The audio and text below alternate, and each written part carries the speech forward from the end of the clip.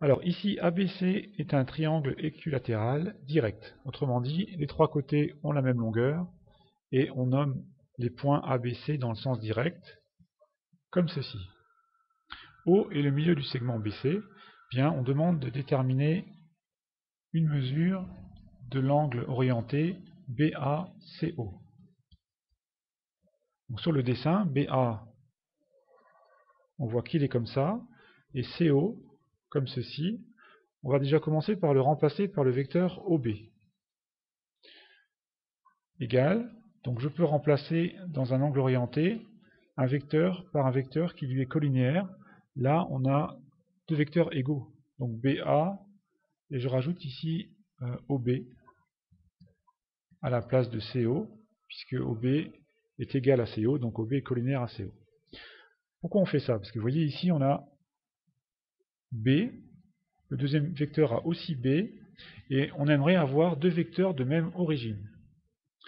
Alors pour avoir deux vecteurs de même origine, on va utiliser le cours qui nous dit que le vecteur orienté UV est égal au vecteur orienté U moins V plus pi, modulo 2pi.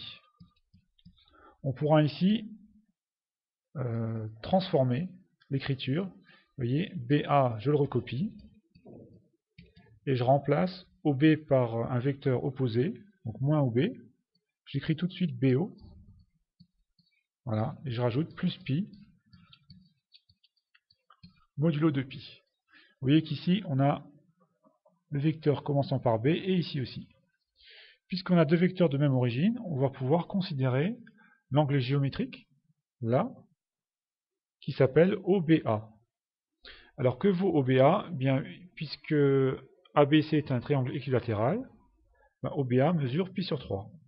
On l'écrit, ABC est équilatéral, voilà,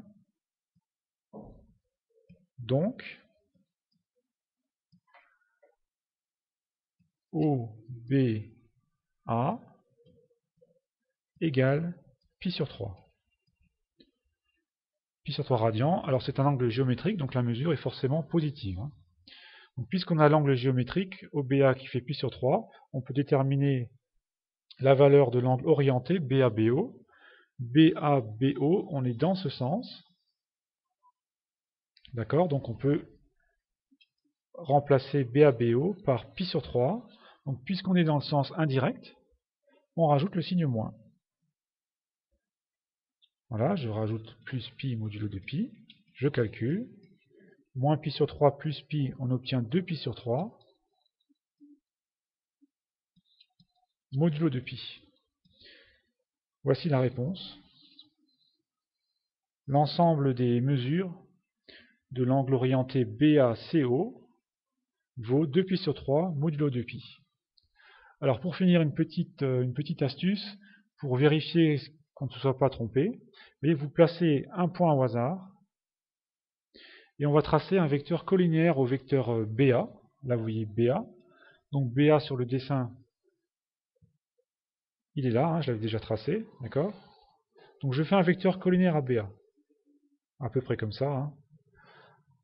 Ensuite on trace un vecteur collinéaire à CO. CO, je l'avais aussi déjà tracé, il est ici. Donc CO, un vecteur collinéaire, ça fait à peu près ça. Et vous voyez, de BA à CO, on obtient un angle de cette forme.